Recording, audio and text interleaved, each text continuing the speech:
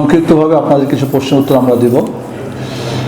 আগের কিছু প্রশ্ন আমাদের ছিল, শুরু করি। তাহিয়াতুল উজুর নামাজ জোহরের 4 রাকাত সুন্নতের সাথে মিলিয়ে পড়া যাবে কি না? মনে একসাথে নিয়ত করা যাবে কি না? আসলে তাহিয়াতুল উজুর বিষয়টা আমরা অনেকেই বুঝি না। যখন আপনি মসজিদে আসছেন, সুন্নত পড়ছেন, ফরজ পড়ছেন, তাহিয়াতুল উজু তাহিয়াতুল মসজিদ অটোমেটিক হয়ে যাবে। তাহিয়াতুল উজু যেটা বেলাল রাদিয়াল্লাহু তাআলা করতেন, সেটা কি? নামাজ এর বাইরে অন্য কোনো সময় উজু নষ্ট হলেও তিনি উজু করে 2 রাকাত নামাজ পড়তেন। আমরা কিন্তু এটা খুব কম করি। মসজিদে আয়সা ফজরেও দেখি, ফজরে এসে আগে তাহিয়াতুল উজু পড়ে, তারপরে তাহিয়াতুল মসজিদ পড়ে, এরপরে সুন্নত পড়ে। না, জায়েজ নেই। যতলা আল ফজর ফালা সালাত ইল্লা রাকাতাল ফজর। ফজর হয়ে গেলে আপনাকে সুন্নত, ফজরের সুন্নত ছাড়ানো কোনো নামাজ নেই। হ্যাঁ, বাড়িতে আপনি নামাজ পড়েছেন, মসজিদে আসছেন, সুন্নত বাড়িতে পড়েছেন, মসজিদে তাহিয়াতুল মসজিদ পড়তে পারেন। আর যখনই আপনি সুন্নত পড়বেন, ফরজ পড়বেন, অটোমেটিক তাহিয়াতুল উজু তাহিয়াতুল মসজিদ হয়ে যাবে। এর বাইরে যদি নামাজের বাইরে এখন আপনি আসলে নামাজের সময় না, তাহিয়াতুল উজু পড়েন, তাহিয়াতুল মসজিদ পড়েন, বা বাইরে উজু করেছেন অন্য এক সময়, আসলে এটা কাজে আপনি একসাথে নিয়ত করবেন, হয়ে যাবে ইনশাআল্লাহ। নফল রোজার সাহারির সময় নামাজের ওয়াক্ত শুরু হওয়া পর্যন্ত নাকি এর কিছু সময় আগেই শেষ হয়ে যায়? বাংলাদেশে যদি আপনি আজান শুনে তাহাজ্জুদ পড়েন, তারার ভেতর পড়েন, আর নফল রোজার বা ভাঙতি রোজার আপনি কি করে সেহরি খান, তো হবেই না। তো কি এক মুসিবত! তাহাজ্জুদ শেষের পরে আবার 1 ঘন্টা বসে থাকতে হয়। যারা ঘুমিয়ে আছে ওদের জন্য আজান দেরি করা, যারা জেগে আছে ওদের জন্য আজান দেওয়া হবে না। আজব কথা। যারা রাত 2:30টায় উঠছে, 2টায় উঠছে, ওদেরকে আরও 1 ঘন্টা বসে রাখুন। আর যারা নাক টানিয়ে ঘুমাচ্ছে ওদেরকে সূর্য ওঠার আগে ডেকে নিয়ে এসে তারপর নামাজ পড়ো। আজব কাণ্ড আমাদের দেশে। এই জন্য আপনাকে আমাদের দেশীয়, যদি আপনি জানেন যে আপনার এলাকার মসজিদ যথাসময়ে আজান দেয় মাগরিব এবং ফজরে, ফলো করবেন। না হলে আপনি অ্যাপস আছে, আপনি ক্যালেন্ডার আছে, সেটা ফলো করবেন। কারণ খুব দুঃখজনক, বেশিরভাগ মানুষ, এবং ইমাম সাহেবকে বলা হয়েছে যে আপনি বলে দেন যে আমাদের মসজিদের আজান দিয়ে তোমরা সেহরি, ইফতারি, তোমাদের তাহাজ্জুদ, বেতন পড়বা না, এর জন্য টাইম জেনে নিবা। ওটাও বলতে তিনি রাজি না, ওটা উনি মিম্বার থেকে খুতবাতে বলতে রাজি না। তো এই লোকগুলি রোজা কী হবে বলেন তো? ওরা তো আজান শুনেই খাওয়া বন্ধ করবে। তাদের কি তাদের রোজা হবে? কেমনে হবে? ও তো তাহাজ্জুদ তো আজান পর্যন্ত পড়তে থাকবে। বেতন তো বলা হয়েছে শেষ রাতে পড়া উত্তম। এখন ফজর হওয়ার পরেও কি উত্তম নাকি ওস্তাদের কাছে, তা জানি না। বিষয়টা আপনার ভালো করে পরিবারকে, নিজেদেরকে মাসলাটা বোঝাবেন। হাজতের নামাজের সহি হাদিস আছে কি না? জি, হাজাত পূরণের, প্রয়োজন পূরণের হাদিস, নামাজ সহি, বাট দোয়াটা সহি না। একটা লম্বা দোয়া আছে না আমাদের দেশে, দেখবেন হাজাত পূরণের নামাজ একটা লম্বা দোয়া, এই দোয়াটা সহি না, বাট নামাজ সহি। আপনার করে একটা সমস্যা, প্রয়োজন, আপনি 2 রাকাত নামাজ পড়ে এবার দোয়া করেন আল্লাহর কাছে, কিন্তু ওই যে একটা দোয়া আছে, ওই দোয়াটা সহি না, এই দোয়া সহি না। ওয়ালাইকুম আসসালাম ওয়া রাহমাতুল্লাহি ওয়া বারাকাতুহু।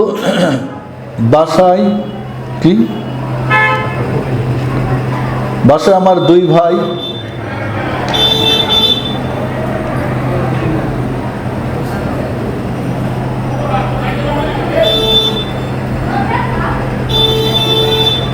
উসরা হয় কিনে, এই নিয়ে উসরা হয়, আমি কিভাবে আমার ভাইদের সহি আকীদার দাওয়াত দেব? এক ভাই বলছেন আমি সহি আকীদা পোষণ করি, চেষ্টা করি। আমার বাড়িতে আরও 2 ভাই আছে, তারা হয়তো অন্য আকীদা পোষণ করে। আমি কিভাবে তাদেরকে হেদায়েত দিব বা দাওয়াত দিব? প্রথমত আপনি আগে শক্ত হন, শিখেন। আপনার কাছে জ্ঞান থাকে, আপনি তখন তাদের জ্ঞানের আলোচনা করবেন। শুধু ভাষা কি শুনে ঝগড়া শুরু করে দেবেন, তো ওটা ঠিক না, এটা না, ওটা না, এটা করবেন না। আগে আপনি জ্ঞান শিখেন, ওদের হেদায়েতের জন্য দোয়া করেন, ওদেরকে উপযুক্ত জায়গায় ওস্তাদের ব্যক্তি, ইমাম সাহেবের কাছে, দায়ের কাছে নিয়ে আসেন। ভালো বই পড়তে চাইলে উন্নত বই দেন, এই কাজগুলি আপনি করেন। এছাড়া ঝগড়াঝাড়িতে যাবেন না ইনশাআল্লাহ। ওয়ালাইকুম আসসালাম ওয়া রাহমাতুল্লাহি ওয়া বারাকাতুহু।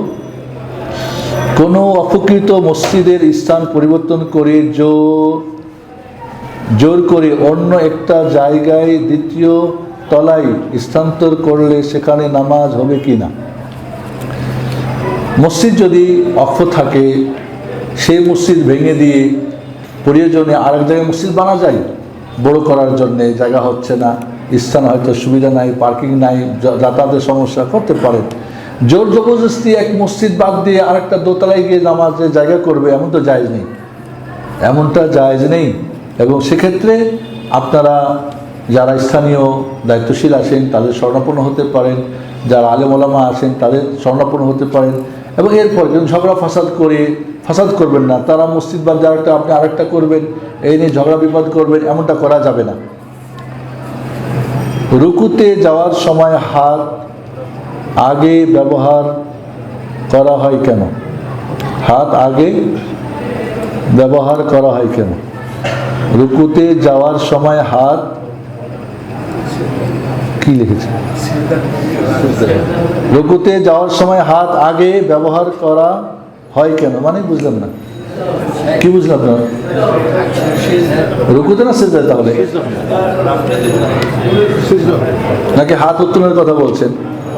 4 জায়গাতে হাত উত্তোলন করা আপনারা জানেন।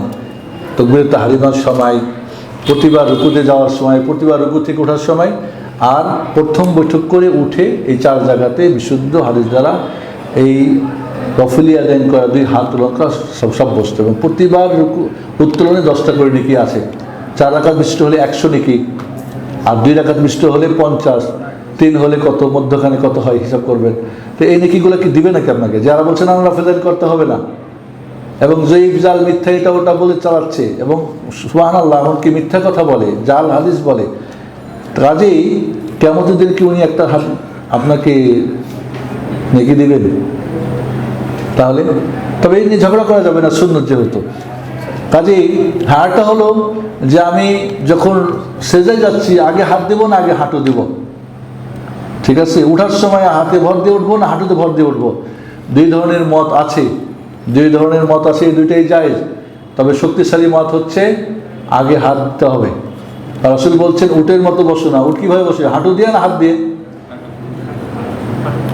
এই মশলাটা বোঝাতে গেলে একটু সময় লাগবে। যখন উট বসে বা গরু বসে দেখেন না কি করে? হাঁটুর উপর ভর দিয়ে বসে না, এরপর না পিছনটা বসে। তো আপনি হাঁটু দিয়ে বসলে তো উটের মতো হয়ে গেলেন। এই জন্য বিশুদ্ধ হাদিস ওয়াল ইয়াদা ইয়াদাইহি ক্বাবলা রুকবাতাইহি, সেজন্য তার 2 হাত 2 হাঁটুর আগে দেয়। এই হাদিসটা সহি, বরং যে হাদিসে আছে যে আগে হাঁটু দিবে পরে হাত, এই হাদিস দুর্বল মুহাদ্দিসদের কাছে। কিন্তু যারা করছে তাদেরকে দুর্বল ভেবে ঝগড়া করিয়েন না। মত দুর্বল হলেও ওরা তো দুর্বল না, ওরা তো মুমিন মুসলিম মাশাআল্লাহ, ওটাও হয়তো মনে করছে ঠিক ওইভাবে করতেছে। দুইটাই যে কোনো একটা করেন, তবে এখানে শক্তিশালী মত হলো আগে হাঁটু। এখানে সাদৃশ্য হচ্ছে উটের সঙ্গে হাঁটু দিয়ে বসা। ওরা বলে যে না, সিরিয়াল মেনটেন করতে হবে, আগে পা, তারপর হাঁটু, তারপরে হাত, তারপরে নাক, তারপরে কপাল। যখন বুড়ো হয়ে যাও তখন তো সিরিয়াল যায় কোথায়? হ্যাঁ, রাসূলের হাদিস তো সবার জন্য, সর্বাবস্থার জন্য হওয়া উচিত। বিষয়টা একটা প্রায় 10টা পয়েন্ট আছে, 10টা পয়েন্টের কারণে আগে হাত যাবে। বাকি যারা হাঁটু দিয়ে পড়ছেন আলহামদুলিল্লাহ, নামাজ তো পড়ছেন, নামাজের বাইরে তো না।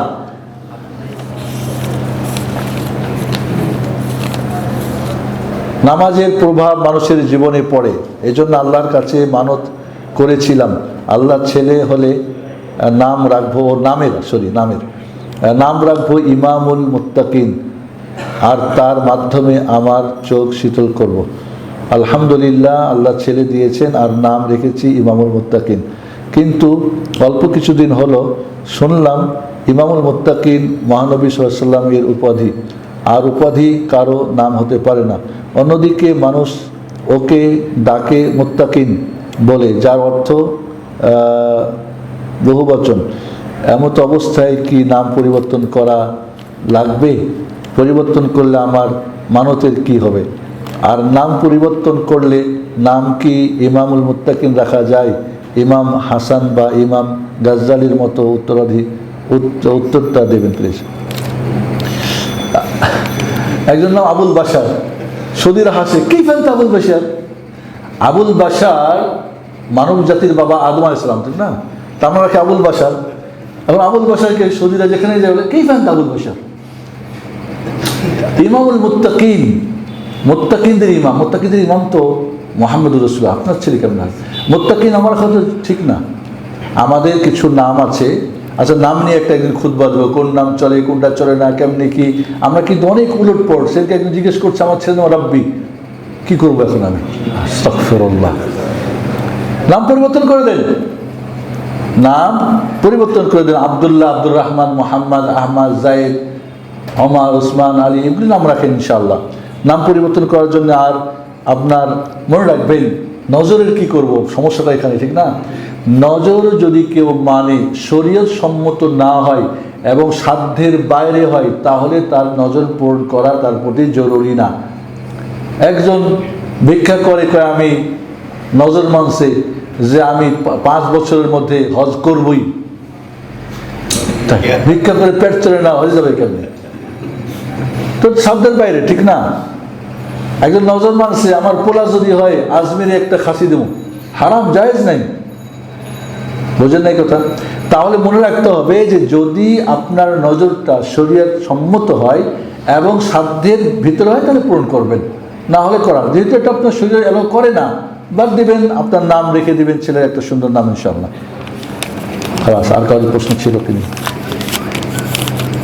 এটা গত আমাদের ভাইদের প্রশ্ন করি, এটা আগের প্রশ্ন, এটা কেমন হলো? এটা অন্যায় হলো। আপনাদের কারোর প্রশ্ন আছে? জি। তবে ফেতনা করার প্রশ্ন করবেন না, আমরা ভয় পাই, লিখে নিই আমরা। জি। আমি একটা বেসরকারি প্রতিষ্ঠানে চাকরি করি। ওখানে আমার মুসলিম কলিগরা অমুসলিম কলিগদের মৃত্যুতে অথবা তার আত্মীয় স্বজনের মৃত্যুতে মে আল্লাহ departed the soul in rest in peace in heaven, এরকম মেসেজিং করে আর কি। আল্লাহ যেন তার হৃদয়াত্মা জানাতে চায়, এটা কি শরীয়ত সম্মত অথবা না? অমুসলিমদের হেদায়েতের জন্য দোয়া করা যায়। আমি এর আগে একটা খুতবা বলছিলাম যে দোয়া এবং দাওয়াত এভরি টাইম এভরি পার্সনের জন্য ওপেন রাখতে হবে। দোয়া এবং দাওয়াত, আল্লাহর দিনের দিকে দাওয়াত করবেন যে কাউকে, দোয়া করবেন সবার জন্য। অমুসলিমদের হিদায়াতের জন্য দোয়া করা যাবে, ঠিক আছে? কিন্তু তারা মরে গেছে, বিদায়ী আত্মার জন্য মাগফিরাত, তার হেভেন, জান্নাতে যাবে না, কোনোভাবেই তার জান্নাত সুযোগ নেই, দোয়া করা যাবে না, হারাম। তাহলে কি আপনি তাকে কি মনে করছেন? আপনি আপনার বাবার সামনে বললেন, আপনার বাবার সামনে বলছেন, আল্লাহ গো, আপনার বাবাকে যে একবার মেরে পা ভেঙে ফেলেছিল, এরপরে এখন স্টিল দিয়ে হাঁটে, হুটে বেড়ায়, খড়ায় খড়ায় হাঁটে, এখন তার দুশ্মনের জন্য দেখছে, আল্লাহ আমার বাবার এই যে দুশ্মন নাম ধরে, আল্লাহ ওরে অনেক অনেক অনেক সুখে রাখো। আপনার বাবা কি ঘাড়ে ধাক্কাতে বাইরে করবে না আপনার বাড়িটা ছেড়ে নিয়ে যাবো গা? কি বলেন আপনারা? এটা হয় না কখনো, এই ধরনের দোয়া করা যায় না। জি না। ওয়ালাইকুম আসসালাম ওয়া রাহমাতুল্লাহ। যে অফিসে সৌদি আরবের মহিলার গৃহকর্মী পাঠায়, ওই অফিসের কম্পিউটার অপারেটর হিসেবে কাজ করা যাবে? কাজটা জায়েজ, কাজটা জায়েজ, পাঠানো জায়েজ, ওলামারা বলছেন। তবে আপনি জানেন যে এখান থেকে গিয়ে ওখানে তারা হয়তো জুলুমের শিকার হতে পারে, তাদের বিপদ আপদ হতে পারে, সমস্যা হতে পারে। সেজন্য এমন ধরনের কাজ না করাই ভালো, না করাই ভালো। যেহেতু পরোক্ষভাবে আপনি তার সাথে জড়িয়ে যেতে পারেন, কারণ আপনি জানেন যেখানে এরা যে গেলে ওখানে গিয়ে তারা সমস্যা হবে, এ হবে, ও হবে, বিশেষ করে মহিলা কর্মীর ব্যাপারগুলি। এবং আদম ব্যাপারীর ব্যবসা সম্পূর্ণভাবে হারাম, মনে রাখবেন। আদম ব্যাপারীর ব্যবসা যেটা, ভিসার যেটা কেনা বেচা, সম্পূর্ণ হারাম ব্যবসা, এটা সাবধান থাকতে হবে। হ্যাঁ, শুধুমাত্র হয়তো এজেন্সি শুধু প্রসেসিং করে ভিসা বা টিকিট, যাই সে শরিয়ারাও করে, বাট এই কাজগুলি পরোক্ষভাবে জুলুমের শিকার হয়, আপনি অংশীদার হতে পারেন, সেজন্য না করাই ভালো। জি। ওয়ালাইকুম আসসালাম। আমার দোকানের ঠিক উল্টা পাশের দোকানটা হচ্ছে একটা হিন্দু লোকের দোকান। আমি যখন নামাজ পড়তে যাই, আমার স্টাফ যখন না থাকে, তখন আমি ওই লোকটাকে বলে যাই যে দেখি। এখন এটার শরীয়তের কোনো সমস্যা আছে কিনা? কোনো সমস্যা নেই। আজকে আমার একটা আলোচনা আছে মিরপুরে, মিরপুর দারুস সুন্নাহ মাদ্রাসায়। অমুসলিমদের সাথে বন্ধুত্ব এর পরিধি এবং বিধিবিধান অত্যন্ত গুরুত্বপূর্ণ একটা বিষয় এবং জটিল বিষয়। তো কোনো সমস্যা নাই, কোনো সমস্যা নাই। অমুসলিমদের সাথে আমাদের সম্পর্কটা 3 ধরনের হতে পারে, আর এটা যেটা বলছেন এটা জায়েজ। আপনি জানেন যে সামানউদ্দার আমার দরজা দেখবে, কেউ চুরি করতে বা আসলে বা কিছু প্রয়োজনে কেউ ফোন করলে বা কোথায় গেছে বলতে পারবে, কোনো সমস্যা নেই, জায়েজ আছে। আপনিও তাকে তার দোকান পাহারা দিতে পারেন, তার সহায়তা করতে পারেন, এগুলি তো কোনো নিষেধ নেই। জি শাহেদ, আমার এক বন্ধু আছে, সে বিদাতকে পালন করে, মানে মিলাদ এগুলো পছন্দ করে, ওকে কি বন্ধু হিসেবে রাখা যাবে? যে সমস্ত পাপগুলো মানুষকে দিন থেকে খারিজ করে দেয় না, কিছু পাপ আছে যেটা দিন থেকে খারিজ হয়ে যায়, আবার ও নিজেও জানে না যে খারিজ হয়ে যায়, সমস্যা আছে না? এই জিনিস আমাদের জানতে হবে। সে বিদাত করে, সে বিদাতগুলি কুফরি পর্যায়ের না, তো তাকে তো ভালোবাসতে হবে, যতটুকু সে ভালো করে, যতটুকু খারাপ করে ঘৃণা করতে হবে, এবং সে যে খারাপ সেটুকুও জানে না, তার কাছে মেসেজটাও পৌঁছাতে হবে সুন্দর করে। কাজেই আপনি যে বলতেছেন, হ্যাঁ তার সঙ্গে সম্পর্ক রাখেন। আমি সবসময় বলি যে আল্লাহ নবী আলাইহিসসালামকে আবু তালেবের ঘর ছেড়ে পালাই গেছিলেন, চাচা টাকা বন্ধ করছিলেন। চাচা বলতেন না কি বলতেন, যে বেটা বলতেন, তারা কি কেন আমরা দাওয়াতের পথটা বন্ধ করি কেন? তাকে বলেন, সে যদি অমুসলিমও হয় দুনিয়ার সম্পর্ক রাখতে পারি এবং দিনের জন্য তার সঙ্গে আমি সম্পর্ক করতে পারি, তাকে দাওয়াত করার জন্য, হেদায়েতের জন্য, তো সে তো মুসলিম। আমরা বলছি না যে পাপ করলে যতটুক খারাপ ততটুক ঘৃণা করতে হবে, যতটুক ভালো ততটুক ভালোবাসতে হবে, কিন্তু 2টা তল পথভ্রষ্ট হয়েছে। গত খুতবা মনে আছে আপনাদের? অত্যন্ত একটা কঠিন বিষয় ছিল আপনাদের। কাফেরকে কাফের জানতে হবে, তাকে ঘৃণা করতে হবে, কিন্তু একদল করেছে কি, মুমিনদেরকে ঘৃণা করেছে, কাফেরদেরকে ভালোবেসেছে। শিয়া রাফেজিরা, আবু বকর, ওমর, ওসমান, এরা সব কাফের হয়ে গেছে, এদের ঘৃণা করছে, নাউজুবিল্লাহ। আর ইহুদিদের সঙ্গে ওদের খুব দাহরম মহরম, কাফেরদের সাথে খুব ভালোবাসা। তো কোথায় আছে তাহলে ওরা? আরেকটা দল হলো খারিজি, যারা করে কি, কোনো বড় পাপ করলে দিন থেকে খারিজ করে দেয়, ওকে পুরা ঘৃণা করে। আরে ওকে তো কিছু ভালো আর কিছু ঘৃণা ছিল, কিছু নেকির কাজ করে তো তাকে ভালোবাসো, কিছু খারাপ করে তাকে ঘৃণা করো না, পুরাটাই তারে বাইর করে দিল, এটাও তো আর নাই। আর একদল মুরজিয়া, না যতই খারাপ করুক তবু সে 100% জিবরিলের মতো ইমানদার, তো এটাও তো বিপদ। তো এই যে এই 4-3টা ভাগ করেছিলাম, মনে আছে? এই জিনিসগুলো আপনার বোঝার জন্য আমি বলি, জুমার দিনে ভালো খেয়ে আসবেন, রিল্যাক্স হয়ে আসবেন, কিছু নোট টোট করবেন, এই জিনিসগুলো এখান দিয়ে শুনে বের হন, সারা জিন্দগি তো কিছু কাজ হবে না তাহলে। আর যারা শিখতে চান ইসলামিক সেন্টারের ছাত্র হয়ে যান ইনশাআল্লাহ। আপনাদের জন্য এই সেন্টার আমরা ইনশাআল্লাহ পর্যায়ক্রমে বিভিন্ন কোর্স আমরা শুরু করবো ইনশাআল্লাহ। এখানে ইসলামিক আপনাদের ডিপ্লোমা কী বলে এটাকে আমরা কি course, study, Islamic studies course শুরু হয়েছে। আমরা এখন আকীদা যে শুরু করেছি, প্রথমে এই ফাউন্ডেশন, তারপরে ডেকোরেশন আসবে ইনশাআল্লাহ।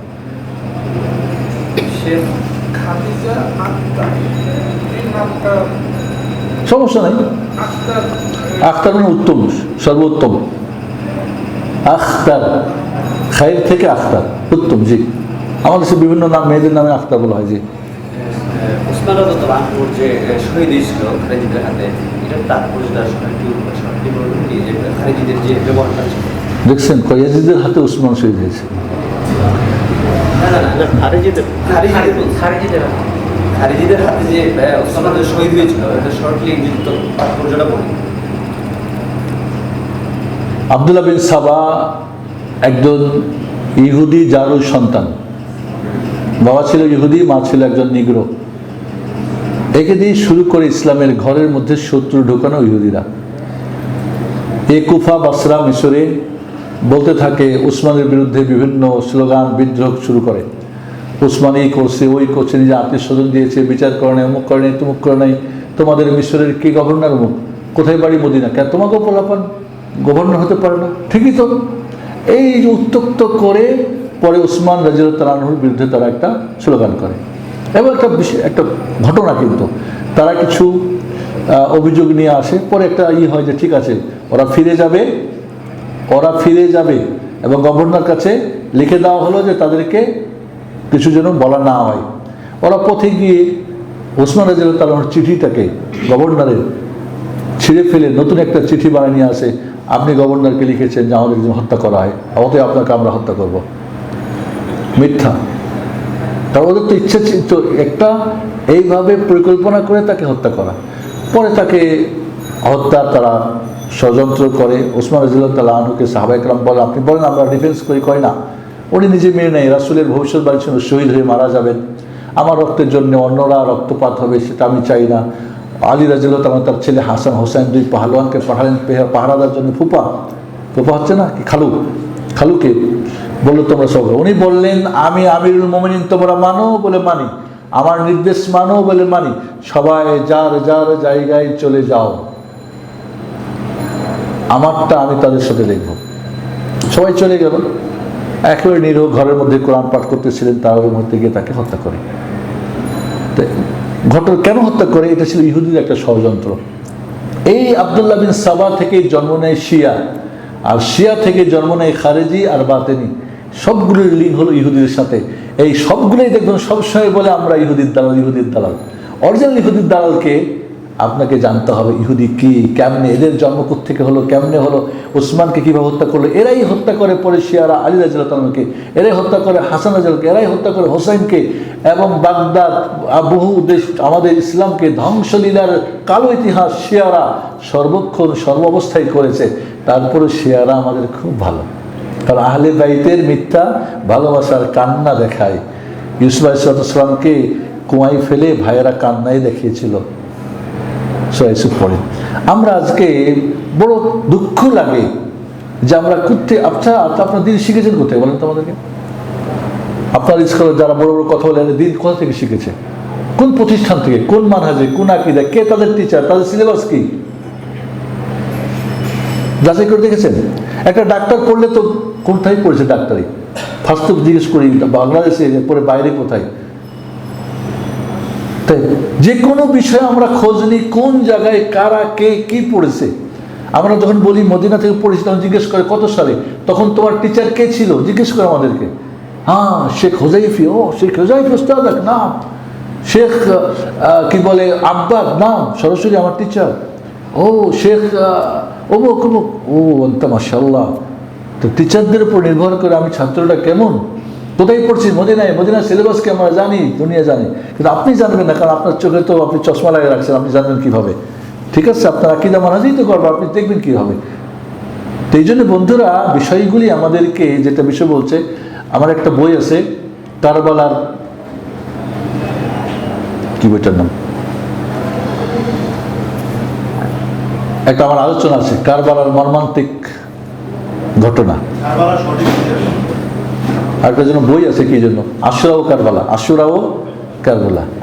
কারবালার পুরো আপনার এই বিশাল সিন্ধু মীর মুশাররফ শিয়াকে দিয়ে আপনাকে চালাই দিয়েছে বাঙালি।